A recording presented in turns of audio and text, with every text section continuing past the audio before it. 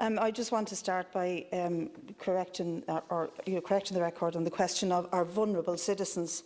And I want to agree with Deputy Fitzpatrick. Our most vulnerable citizens have been treated despicably in the COVID period in the nursing homes. He's right about that, and this bill doesn't even exist. So the protection of vulnerability is not contained on whether this bill exists or not. It is contained in the sort of society we have. It's contained in whether we provide the resources that older people, sick children need, or whether we have charity balls and fundraisers and coffee mornings for the palliative care that's required, because that's done mainly by charity through the hospice, instead of the state providing the care that is needed for those who are most vulnerable. But the question here is really a distraction to talk about the vulnerability, both by the Minister and by Deputy Fitzpatrick, because actually there is an argument to be made that if you legislate for assisted dying, then you protect people even more. In that circumstance, they can have a frank and honest conversation with the medical profession.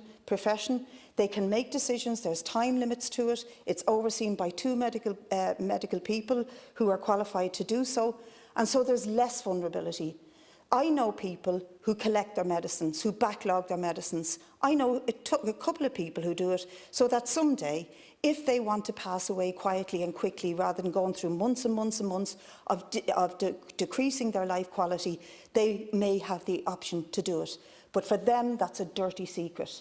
It's a bit like how termination of pregnancy was once a dirty secret in this country. Talking about the most vulnerable is not where it's at, and I think we've missed the point here and missed an ability to have the argument about it. It's short time, but I just want to make a couple of points. Euthanasia is not something that is carried out in abundance in countries that allow for assisted dying. That's just absolutely false, and we can prove that in the longer term that we have the debate.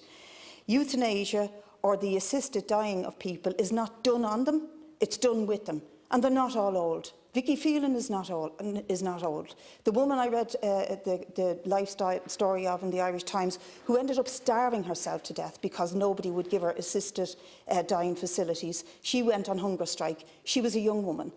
Friends of mine who I know who are facing terrible trauma are young. You don't have to be old to be vulnerable, and you don't have to be old to make what I consider a very courageous choice.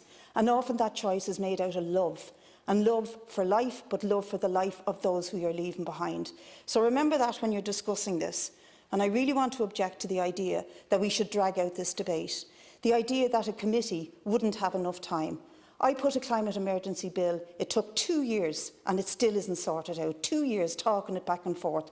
The first bill that was put here for abortion was put by Claire Daly in 2013. We didn't get legislation until 2019. You can take as long as you want, but you shouldn't. Vicky Phelan and others are waiting, and Gino is willing to pursue this.